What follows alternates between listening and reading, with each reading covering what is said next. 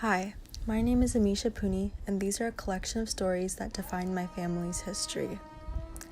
In 1947, the British relinquished control of their colony in India because World War II had been very costly and it was no longer economically feasible to maintain such a large and expensive colony.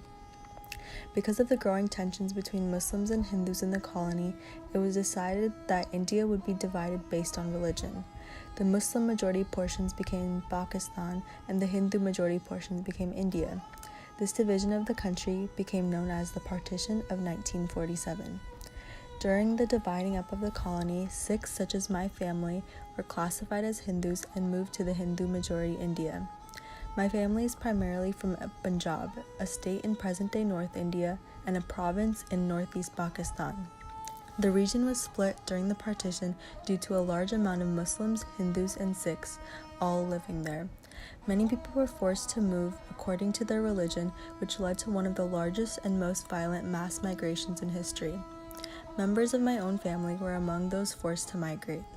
Most of my family, however, lived in India prior to the partition, but they were witnesses to some of the most gruesome events because of their unique location near the border where most crossed and where the violence occurred.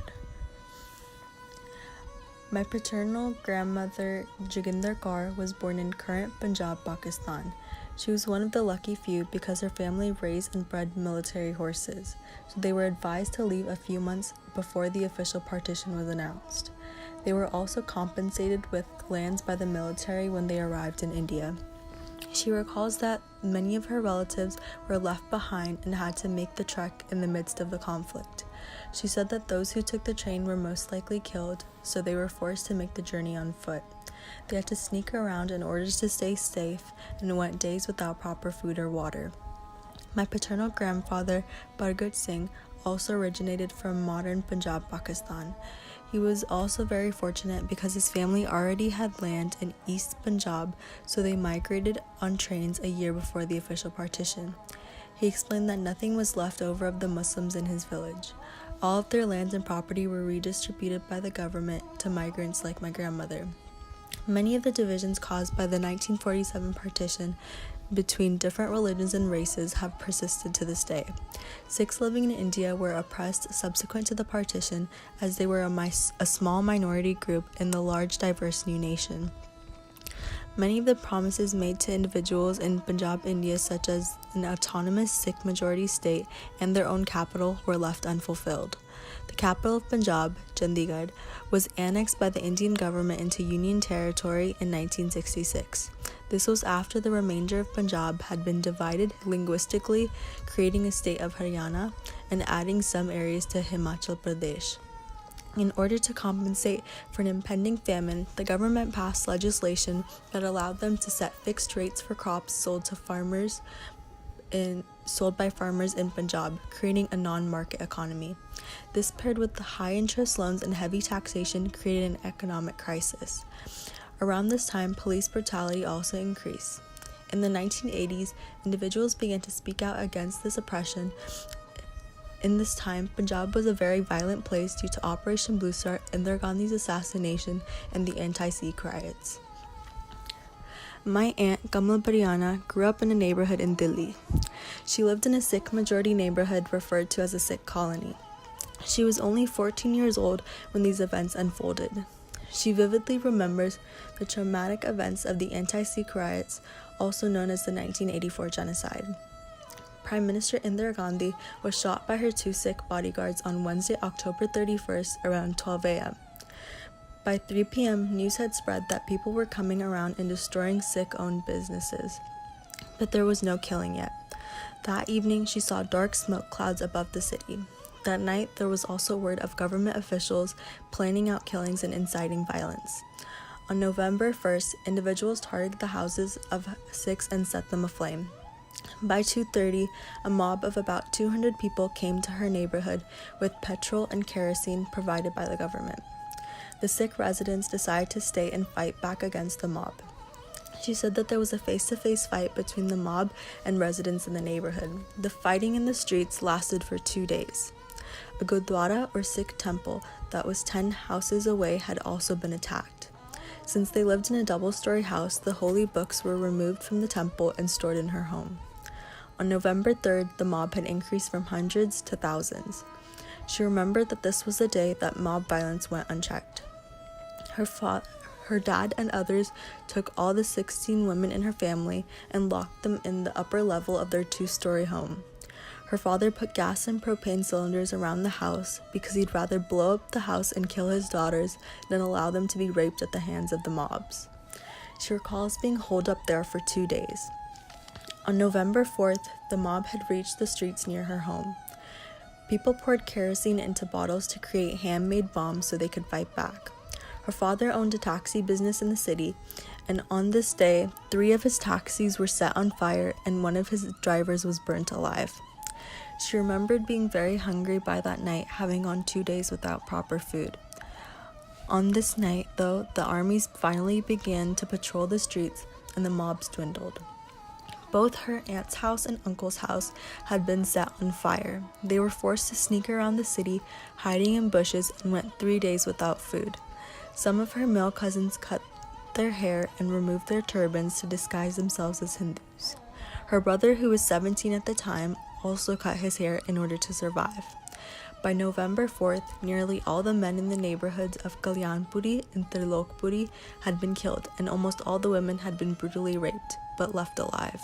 Her father only had 2 of his 11 taxis left, and 2 of his drivers had been murdered.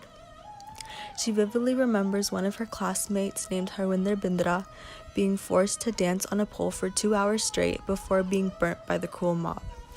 After the brunt of the attacks had passed, 6 fled to Banganadir, a neighborhood which hadn't been attacked as badly as other Sikh neighborhoods in Delhi. She recalls everyone cooking and distributing clothes practically non-stop from November 4th to November 8th in Banganadir. During the attack, all of the TVs, radios, and other news sources had been cut down in Delhi, so nobody knew what was happening. News was still, however, circulating to other parts of India and the US about what was occurring in Delhi. The government claimed there to be about 3,000 casualties, but she says the number was actually closer to 10,000. This event dramatically altered her life, and she will never be able to forget the immense amount of fear she felt. She remembers losing everything, but her father reassured her that the most important thing was that they were alive. Following Operation Blue Star and Indira Gandhi's assassination, many of the youth in Punjab took up arms and were viewed as militants by the government. In 1987, my mother, Sukhwinder Kaur, who was 17 years old, and her younger brother was 14 years old. She recalls 2 boys that were around 15 years old and distant relatives coming over to her home in Miliana, Punjab, for a meal. The 2 boys were in the Khalistani army, which was recognized as a separatist movement. One of the boys was captured by the Punjab police and admitted that my mother's family gave him food. My mother remembers police officers surrounding her home and using her neighbors' balconies to storm the roof. The police rounded up everyone in her home, including the extended family she lived with. Everyone was transported to her family farm for questioning. Everyone was quickly released except for her brother, who was suspected of also being a militant, so he was taken to the police station in Banga. Her uncle accompanied her younger brother, and because he was only a minor. He was held in the station for 8 days, where he was interrogated and tortured. My mother remembers how heartbreaking it was when she and my grandmother went down to visit him. Luckily, her aunt, with whom she lived, was able to make a phone call to a relative that was a high-ranking officer with the ability to release her brother. Following some of the violence in the 80s, many people emigrated to other parts of the world in search of better economic and social opportunities. My dad was among those who left.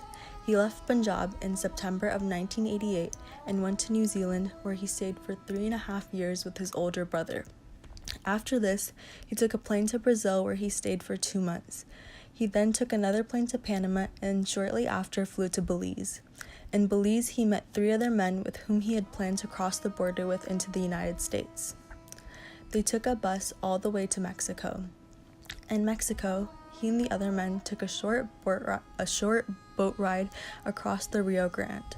Once they were on the other side of the river, they had to climb up an 8-foot-tall fence in order to enter El Paso, Texas. He stayed in El Paso for 3 days before boarding a train to Los Angeles to stay with some relatives. Since then, he has gained U.S. citizenship.